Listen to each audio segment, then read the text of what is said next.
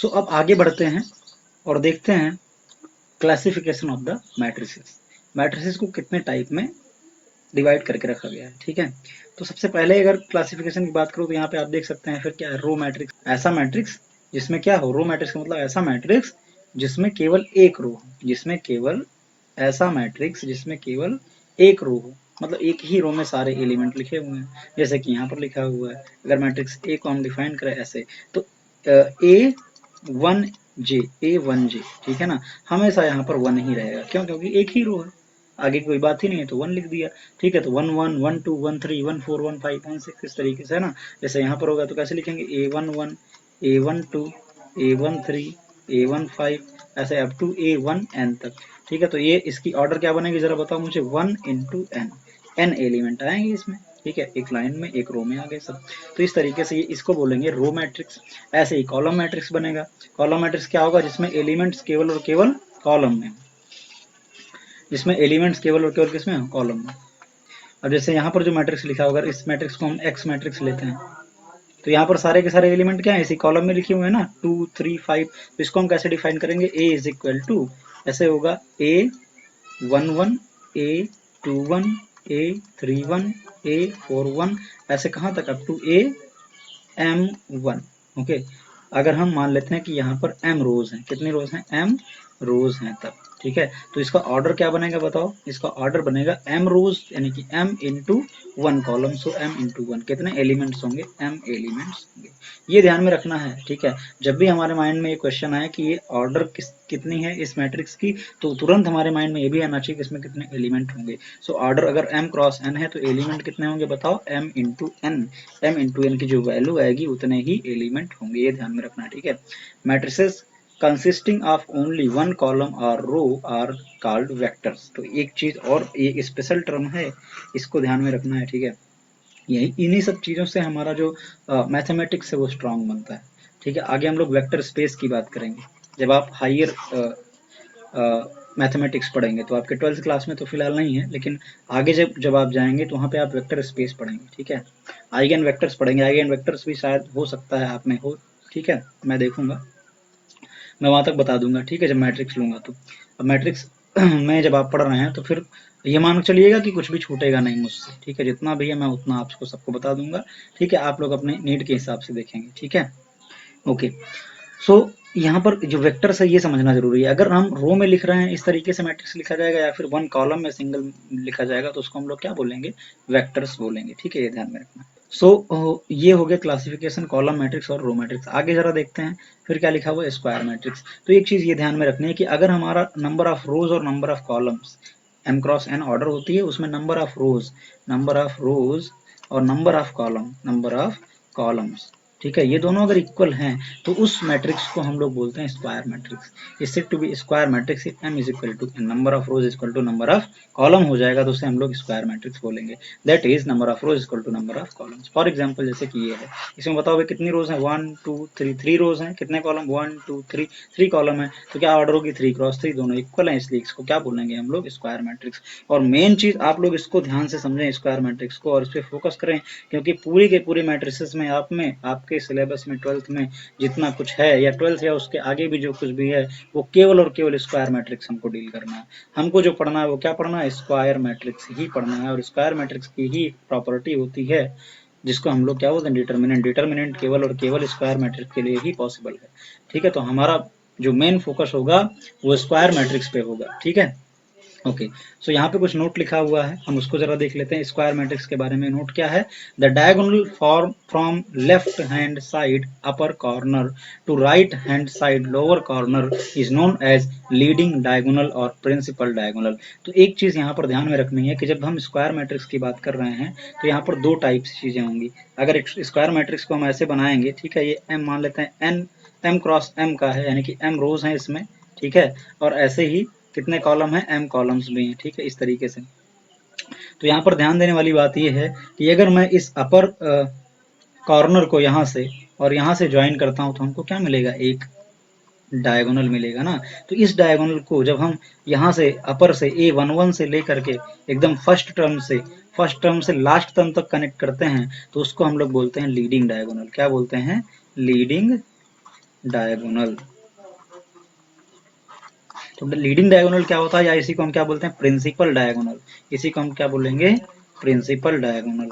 ये क्या होता है, तो हमें ध्यान में इतना रखना है कि जो फर्स्ट टर्म है हमारा A11 वाला जो टर्म है उसको कनेक्ट करने वाला, ठीक है, कहाँ तक, ए लास्ट तक। अगर एन एन रोज एन कॉलम है तो ए एन क्रॉस एन तक, फर्स्ट से लास्ट जो कनेक्ट करता है उसे क्या बोलते हैं, लीडिंग डायगोनल बोलते हैं, ठीक है। सो ये लीडिंग डायगोनल हो गया हमारा।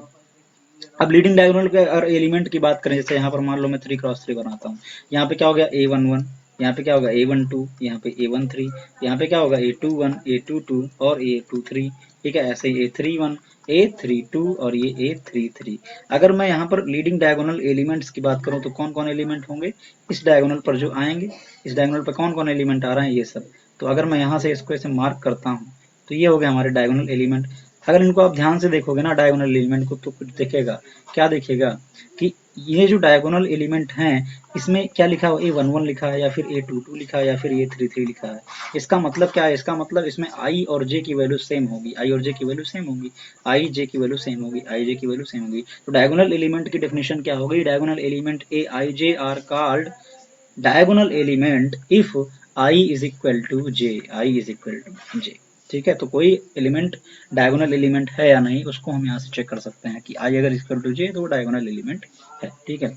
और एक चीज ध्यान में रखना है कि डायगोनल एलिमेंट को हम डिफाइन कहाँ पे करते हैं, ओनली स्क्वायर मैट्रिक्स में करते हैं। स्क्वायर मैट्रिक्स है तब हम डायगोनल की बात करते हैं। तो ये प्रिंसिपल डायगोनल हो गया, और ये क्या ऑर्डिनरी डायगोनल है उसकी हम बात नहीं करेंगे। यहाँ पर जो एलिमेंट्स है उसको बोलते हैं on diagonal element, on diagonal element. और बाकी जो एलिमेंट रह गए, जो बाकी बच गए उसको क्या बोलते हैं, of diagonal element, of diagonal element. तो ये सारी चीजें जो है हमको ध्यान में रखनी है, ठीक है। जैसे अगर यहाँ पे बात करें 1 3 5, यहाँ लिखा हुआ ना 1 3 5 इज कॉल्ड द लीडिंग और प्रिंसिपल डायगोनल एलिमेंट्स, ठीक है। ओके, सो अब आगे बढ़ते हैं और देखते हैं कि आगे हमारा कॉन्सेप्ट क्या है। आगे यहाँ पर दिया हुआ है इक्वल मैट्रिसेस, ठीक है ना, इक्वल मैट्रिसेस। तो इक्वल मैट्रिसेस क्या होंगे, तो दो मैट्रिक्स ए ऐसे डिफाइन है ए एन क्रॉस एन, ठीक है ना, a n cross n, n cross n. अगर ऐसे डिफाइन है कि a i j n cross n, ये स्क्वायर मैट्रिक्स है, क्या है सबसे पहली बात तो कि ये स्क्वायर मैट्रिक्स है, ये स्क्वायर मैट्रिक्स है। दूसरी चीज कि यहाँ पर एन क्रॉस एन इसकी ऑर्डर है, एन रोज एन कॉलम है और इस तरीके से डिफाइन है। मान लेते दूसरा मैट्रिक्स ऐसे है, ठीक है, उसकी ऑर्डर क्या है, उसकी ऑर्डर भी एन क्रॉस एन है और इस तरीके से है एन क्रॉस एन, ये भी क्या है, स्क्वायर मैट्रिक्स है, ठीक है। तो हम क्या कर रहे हैं यहाँ पे, हम इनको कंपेयर कर रहे हैं। तो कंपेयर करने के लिए एक चीज ध्यान में रखिएगा कि कब कंपैरिजन होगा, कंपैरिजन तब होगा जब इनकी ऑर्डर क्या होगी, सेम होगी, जब इनकी ऑर्डर सेम होगी तभी तो हम कंपेयर कर पाएंगे। तो कंपेरिजन होने के लिए हमारे पास ऑर्डर सेम होनी चाहिए, चाहे हम इक्वल करें, चाहे प्लस करें, चाहे माइनस करें, इन तीनों ऑपरेशन के लिए हमारे पास क्या होने चाहिए, order should be same, order should be same, ठीक है। ओके, सो यहाँ पे देखते हैं हमने क्या लिख रखा है इक्वल मैट्रिसेस में। So two matrices are said to be equal if they have the same order and each element of one is equal to the corresponding element of the other. तो जैसे मैंने अभी अभी डिफाइन किया था a is equal to a i j, ठीक है ना, एन क्रॉस एन, अगर ये एन क्रॉस एन ऑर्डर हो गई, ठीक है, एन क्रॉस एम भी हो सकती है, यहाँ पर जरूरी नहीं है कि स्क्वायर मैट्रिक्स है, कोई ऐसा फिक्स वो नहीं है कि स्क्वायर मैट्रिक्स के लिए ही इक्वल हम देखेंगे, अनइक्वल देखेंगे, ऐसा कुछ नहीं है, ऑर्डर सेम होनी चाहिए, ठीक है।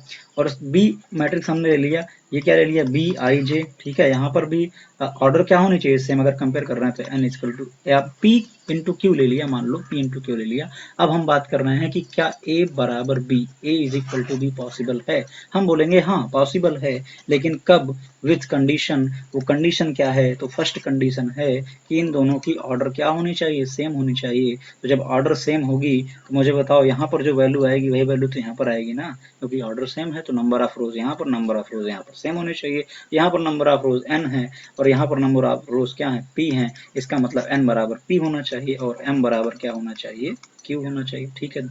दूसरी बात करते हैं, दूसरी चीज क्या है कि अगर ये इक्वल हैं, अगर ये इक्वल हैं तो इनके अंदर के जो एलिमेंट हैं, कॉरेस्पॉन्डिंग एलिमेंट, वो भी क्या होने चाहिए, सेम होने चाहिए। ith रो और jth कॉलम का जो एलिमेंट इसमें होगा वही एलिमेंट यहाँ पर भी होना चाहिए ith रे और jth कॉलम का, यानी कि a i j should be equal to b i j for each and every i, j belonging to n, belonging to n। तो हर एक आई जे के लिए जो एलिमेंट्स आएंगे वो आपस में क्या होंगे, सेम होंगे। अगर ये दो कंडीशन फुलफिल हो रही हैं तब हमारा जो मैट्रिसेस हैं ये दोनों, इनको हम क्या बोलेंगे, इनको हम बोलेंगे इक्वल मैट्रिसेस। ठीक है, तो ये बात हमको समझ में आ गई। और सेम यही चीज हम क्या करेंगे, सेम यही चीज हम करेंगे जब हमको ऐड या सब्ट्रैक्ट करना होगा। ठीक है, जब हमको क्या करना होगा, हमें ऐड या सब्ट्रैक्ट करना होगा। मान लो कि इस तरीके से डिफाइन है a is equal to a11, ठीक है, यहाँ पे a12 a13 a sorry two sorry sorry जैसे मान लेते हैं यहाँ पर डिफाइन किया गया a is equal to a i j m cross n, इसको हमने ऐसे लिख दिया a11 a12 a21 a22। अगर मैं इसको 2 क्रॉस 2 ले लेता हूँ, ठीक है, 2 क्रॉस 2 या 2 क्रॉस 3 ले लो, कोई दिक्कत नहीं, 2 क्रॉस 3 ले लो। यहाँ पर हमने ले लिया a is equal to 2 cross ले देते a11 a12 a13, ठीक है ना, a21 a22 a23। ऑर्डर क्या है बताओ भाई, 2 रोज और 3 कॉलम्स हैं। ऐसे ही मान लो मैंने b को ले लिया, b को क्या ले लिया b11, ठीक है ना, b12 b13, ठीक है, b21 b22 b23। अब मुझे क्या करना है, मुझे इनको ऐड करना है a प्लस बी। तो ऐड कैसे होगा, ऐड होने के लिए सबसे पहली कंडीशन क्या है, order should be same. Order same होनी चाहिए। यहाँ पर 2 क्रॉस 3 है, 2 रो हैं और 3 कॉलम है, यहाँ पर भी 2 रो हैं और 3 कॉलम है, 2 इंटू 3 है। तो अगर ऑर्डर सेम है तो ऐड हो जाएगा, ऐड हो जाएगा तो क्या आएगा, और ऐड कैसे करेंगे, कॉरेस्पॉन्डिंग एलिमेंट को ऐड करेंगे। a11 ऐड होगा इसके b11 से, ये वाली चीजें हमको देखनी है। 11 ऐड होगा 11 से, 12 ऐड होगा 12 से, 13 ऐड होगा 13 से, ठीक है ना। सब्ट्रैक्शन में भी ऐसे ही करेंगे, ए वाले में से बी वाले को सब्ट्रैक्ट करेंगे अगर हमको ए माइनस बी चाहिए, ए वाला एलिमेंट उठाएंगे पहले, उसमें से सब्ट्रैक्ट करेंगे बी वाले एलिमेंट को, ठीक है। सो यहाँ पर बताओ a प्लस बी कैसे लिखा जाएगा। सो अगर मैं a प्लस बी लिखूँ तो a11 प्लस b11 जो भी आएगा, a11 प्लस b11, ऐसे ही बताओ इसको क्या लिखेंगे, a12 प्लस b12, ठीक है। इस तरीके से हम कैलकुलेट कर लेंगे हर एक एलिमेंट के लिए, ठीक, हर एक एलिमेंट के लिए। जैसे मैं एक एग्जांपल यहीं पे करा दूं, तो मान लो a इज इक्वल टू दिया गया है 2 -1 0 -1 4 5, ठीक है ना। और ये कितना 2 इंटू 2 क्रॉस 3 का है। मान लो b हमने ले लिया, b ले लिया ऐसे -1 -2 4, ओके, एंड 0 -3 और यहाँ पे 5 ले लिया। अब मुझे क्या करना, मुझे a प्लस बी निकालना है और a माइनस बी निकालना है। a प्लस बी बताओ क्या होगा, तो इसको ऐड करेंगे इसके फर्स्ट मतलब पहली रो और पहले कॉलम वाले एलिमेंट के साथ, तो क्या हो जाएगा, ऐड करो 2 -1 कितना होगा 1। उसके बाद इसको इसके कॉरेस्पॉन्डिंग एलिमेंट से जब दोनों को ऐड करेंगे तो क्या हो जाएगा -3। उसके बाद ये 0 को ऐड करेंगे 4 के साथ तो क्या हो जाएगा 4। उसके बाद यहाँ पर देखो -1 और यहाँ पे 0 ऐड करो -1 होगा। यहाँ पर 4 और यहाँ पर -3 ऐड करेंगे क्या हो जाएगा +1, ठीक है, क्या हो जाएगा +1। और उसके बाद यहाँ देखो 5 है, यहाँ पे क्या है 5 है, 5 और 5 को जब ऐड किया जाएगा तो क्या आएगा 10 आएगा। तो ये हमारा हो गया a plus B. a minus B करना है तो a में से दूसरे को सब्ट्रैक्ट करेंगे, ठीक है, इसको मैं एक्सप्लेन करके लिखता हूँ। 2 में से -1 करेंगे तो 2 माइनस -1 हो गया, ठीक है, पहला एलिमेंट आ गया। उसके बाद -1 में से क्या करेंगे, माइनस करेंगे किसको, -2 को, ठीक है। उसके बाद 0 में से हम माइनस करेंगे किसको, 4 को, ठीक है। फिर उसके बाद यहाँ पर देखते हैं -1 में से माइनस करेंगे किसको, 0 को।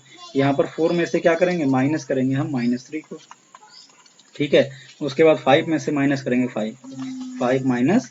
सो यहाँ पर आंसर क्या आने वाला है, यहाँ पर आंसर आ जाएगा 2 माइनस -1 क्या हो जाएगा, 2 + 1 3 हो जाएगा, ठीक है। यहाँ पर क्या आ जाएगा 2 -1 कितना हो जाएगा 1 हो जाएगा। यहाँ पर क्या आ जाएगा -4 और यहाँ पर बताओ क्या हो जाएगा -1 और यहाँ पर क्या आएगा 7, ठीक है। तो यहाँ पर क्या आ जाएगा 3 1 -4 -1 7 और 0। तो इस तरीके से हमने क्या निकाल लिया, a प्लस बी और a माइनस बी को निकाल लिया, ठीक है। तो ये ध्यान रखें आप लोग कि ऐड कैसे होगा, सब्ट्रैक्ट कैसे होगा और इक्वल मैट्रिसेस क्या होते हैं, ठीक है। सो अब अगर मैं यहाँ पे एक क्वेश्चन लूँ, ठीक है, एक सिंपल सा क्वेश्चन लूँ जो इक्वल मैट्रिसेस पे बेस्ड है, 8.3 एग्जाम्पल नंबर, तो ये कैसे होगा जरा ये देख लेते हैं, ठीक है। ये देखें तो यहाँ पर क्या होगा, यहाँ पर दिया हुआ if this matrix and this matrix is equal, ठीक है ना, इक्वल का सिंबल लगा हुआ है। Then find the values of x y z डब्ल्यू, एक्स वाई जेड डब्ल्यू की वैल्यू बताओ। ठीक है, तो इसको सॉल्व करते हैं। x प्लस वाई किसके इक्वल होना चाहिए, corresponding element should be equal, तो ये 4 के इक्वल होना चाहिए। और बताओ x माइनस वाई किसके इक्वल होना चाहिए, 0 के, या इम्प्लाइज दैट x बराबर क्या होगा, y होगा, तो यहाँ पे उठा के पुट कर दो इसको। सो x बराबर y होगा तो y की जगह पे x रख दो, यहाँ क्या हो गया 4 implies that 2x is equal to 4, implies that यहाँ से 2 कैंसिल हो गया, x is equal to 2, x क्या होगा, x की वैल्यू 2 आ गई। ठीक है, x की वैल्यू 2 आ गई तो y की भी वैल्यू क्या होगी 2 होगी, क्योंकि दोनों बराबर हैं, तो x और y 2 आ गया। अब बात करते हैं यहाँ पर, बताओ 2x plus z is equal to 7 है, x की वैल्यू 2 है, तो 2 into 2 plus z is equal to 7, इसको इधर ले जाओ, z is equal to 7 minus 4 कितना हो गया +3, वैल्यू आ गई +3। इस वाले को कंपेयर करो, इस वाले को कंपेयर करेंगे 2z प्लस डब्ल्यू इज इक्वल टू 10, ठीक है ना, z की वैल्यू कितनी आई 3, तो 2 इंटू 3 प्लस डब्ल्यू इज इक्वल टू 10, क्या हो जाएगा 6, तो डब्ल्यू is equal to 10 minus 6 that is क्या हो जाएगा 4। ठीक है, वैल्यू कितनी आ गई 4, तो हमने क्या निकाल लिया, एक्स वाई की वैल्यू निकाल ली, जेड की वैल्यू निकाल ली और डब्ल्यू की वैल्यू निकाल ली। तो ये छोटे छोटे क्वेश्चन हैं जो आपको आपकी बुक में जरूर मिलेंगे, आप लोग ऐसे क्वेश्चन ढूंढें और उसको बात करने की कोशिश करें।